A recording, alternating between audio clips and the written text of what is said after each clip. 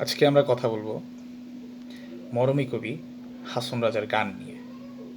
ও যৌবন ঘুমের স্বপন, সাধন বিনে নারীর সনে হারাইলাম মূলধন। পরিণত বয়সে হাসন রাজা বিষয় সম্পত্তি বিলি বন্টন করে দরবেশ জীবনযাপন করেন।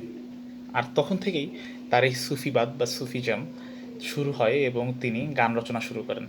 তার উদ্যোগে হাসন এমি হাই স্কুল, অনেক ধর্ম প্রতিষ্ঠান আখড়ায় স্থাপিত হয়।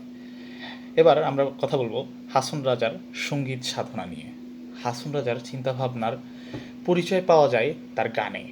তিনি কত গান রচনা করেছেন তার সঠিক হিসাব পাওয়া যায়নি। হাসন উদাস গ্রন্থে তার ২০৬টি গান সংকলিত হয়েছে। এর বাইরে আরও কিছু গান হাসন রাজার তিন পুরুষ এবং আল ইসলাহ সহ বিভিন্ন পত্রিকায় প্রকাশিত হয়েছে। শোনা যায় হাসন রাজার উত্তরপুরুষের কাছে তার গানের পাণ্ডুলিপি আছে। অনুমান করা চলে তার অনেক গান এখনও সিলেট সুনামগঞ্জের লোকের মুখে মুখে আছে। কালের নিয়মে বেশ কিছু গান বিলুপ্ত হয়ে গেছে।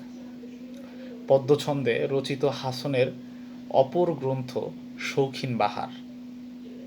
এর আলোচ্য বিষয় স্ত্রীলোক, ঘোড়া ও কুড়া পাখির আকৃতি দেখে প্রকৃতির বিচার।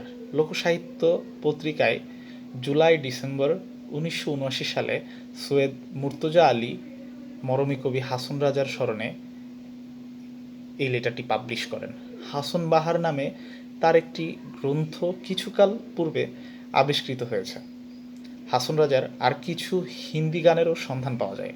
ভাবা যায় একজন বাঙালি কবির হিন্দি গান, এমনই তো হতে হবে কবি। মরমী গানের ছকবাঁধা বিষয় ধারাকে অনুসরণ করেই হাসনের গান রচিত। ঈশানুরক্তি, জগৎজীবনের অনিত্যতা ও প্রমোদমত্ত, মানুষের সাধন ভজনে অক্ষমতার খেদোক্তি তার গানে প্রধানত প্রতিফলিত হয়। কোথাও নিজেকে দিনহীন বিবেচনা করছেন, আবার তিনি যে অদৃশ্য নিয়ন্ত্রকের হাতে বাঁধা ঘুড়ি সে কথাও ব্যক্ত করছেন। গুড্ডি উড়াইল মোরে মোলার হাতে ডুরি, হাসন রাজারে যেমন ফিরাই তেমনে দিয়া ফিরি, মোলার হাতে আছে ডুরি আমি তাতে বান্ধা, জজে মনে ফিরায় তেমনি ফিরি এমনি ডুরির ফান্দা। এই যে মৌলা, তিনি আবার হাসন রাজার বন্ধু, স্পর্শের অনুভবের যোগ্য কেবল।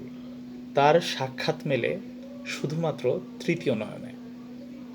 আখি মুঞ্জিয়া দেখো রূপে রূপরে, আখি মুঞ্জিয়া দেখো রূপরে, আরে দিলের চক্ষে চাহিয়া দেখো বন্ধু আর স্বরূপরে। কিন্তু এই বন্ধুর সনে হাসন রাজা প্রেমের আশা বাঁধে, পেত স্বজন ও সংসার। হাসনের ক্ষেত, স্ত্রী হইল পায়ের বেড়ি, পুত্র হইল খিল, কেমনে করিবে হাসন বন্ধের সনে মিল। আবার আপনারা শুনুন এই স্তবকটি। স্ত্রী হইল পায়ের বেড়ি, পুত্র হইল খিল, কেমনে করিবে হাসন বন্ধের সনে মিল। এদিকে নশ্বর জীবনের সীমাবদ্ধ আয়ু শেষ হয়ে আসে, তবুও মরণ কথা স্মরণ হইল না হাসন রাজা তোর। পার্থিব সম্পদ, আকাঙ্ক্ষা আর সম্ভোগের মোহ হাসন রাজাকে আচ্ছন্ন করে রেখেছে। আবার নিজেই নিজের ভুল বুঝতে পারেন। তখন বলেন, যমের দূতে আসিয়া তোমার হাতে দিবে দড়ি, টানিয়া টানিয়া লইয়া যাবে যমেরও পুরী। সে সময় কোথায় রইব সুন্দর সুন্দর স্ত্রী, কোথায় রইব রামপাশা, কোথায় লক্ষণ ছিরিরে। করবাইনিরে হাসন রাজা রামপাশাই জমিদারি, করবাইনিরে কাপনা নদীর তীরে ঘোরাঘুরি রে। যাইবাই নিছে হাসন রাজা রাজাগঞ্জ দিয়া, করবাইনিরে হাসন রাজা দেশে দেশে বিয়ারে, ছাড় ছাড় হাসন রাজা এই ভবের আশা, প্রাণবন্ধের চরণতলে কর গিয়া বাসারে। এই আত্মবিশ্লেষণ ও আত্মোপলব্ধির ভেতর দিয়েই হাসন রাজা মরমী সাধন লোকের সন্ধান পেয়েছিলেন। মরমী সাধনার বৈশিষ্ট্যই হচ্ছে জাত ধর্ম আর ভেদবুদ্ধির উপরে ওঠা। সকল ধর্মের নির্যাস, সকল সময়ের ঐতিহ্য, আধ্যাত্ম উপলব্ধির ভেতর দিয়ে সাধক আপন করে নেন।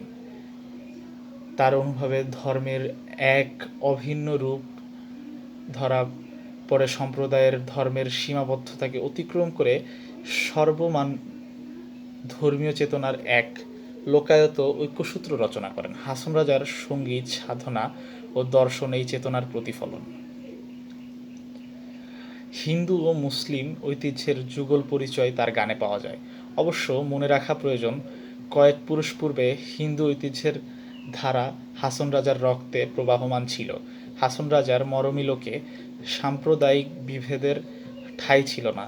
তাই একদিকে আল্লাজির ইশকে কাতর হাসন অনায়াসে শ্রীহরি বা কানাইয়ের বন্দনা গাইতে পারতেন। একদিকে হাসন বলেন, আমি যাইমু রে যাইমু আল্লাহর সঙ্গে, হাসন রাজায় আল্লাহ বিনে কিছু নাহি মাঙ্গে। আবার পাশাপাশি তার কণ্ঠে ধ্বনিত হয়, আমার হৃদয়েতে শ্রীহরি, আমি কি তার যমকে ভয় করি, শত যমকে তেড়ে দিব, সহায় শিব শঙ্করী। হাসনের হৃদয়ে কান্না আপ্লুত হয়, কি হইব মোর হাসরের দিন রে ভাই মমিন। আবার পাশাপাশি তার ব্যাকুল আকাঙ্ক্ষা প্রকাশিত হয়, আমি মরিয়া যদি পাই শ্যামের রাঙা চরণ, কিংবা দয়াল কানাই রে, পার করিয়া দাও কাঙালি রে। আবার তিনি বলেন, হিন্দুয়ে বলে তোমায় রাধা, আমি বলি খোদা। স্পষ্টই হাসনের সাধনা ও সঙ্গীতে হিন্দু মুসলিম উভয় সম্প্রদায়ের পুরাণ ও ঐতিহ্যের সমন্বয় ঘটেছে। এ বিষয়ে তিনি ছিলেন লালন ও অন্যান্য মরমী সাধকের সমান ধর্মা।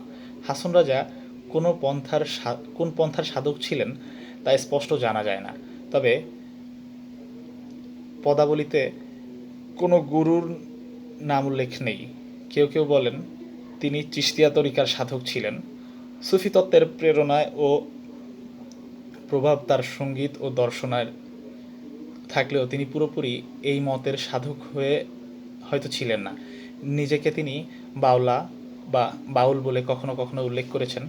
তবে তিনি বাউলদের সমগোত্রীয় হলেও নিজে আনুষ্ঠানিকভাবে বাউল ছিলেন না। সুফি মতের সঙ্গে দেশীয় লোকায়ত মরমী ধারা ও নিজস্ব চিন্তা দর্শনের সমন্বয়ে তার সাধনার পথ নির্মিত হয় বলে অনেকে বিশ্বাস করেন। তার সঙ্গীতচারণার পশ্চাতে একটি সাধনা দর্শনের প্রভাব বলা যায়।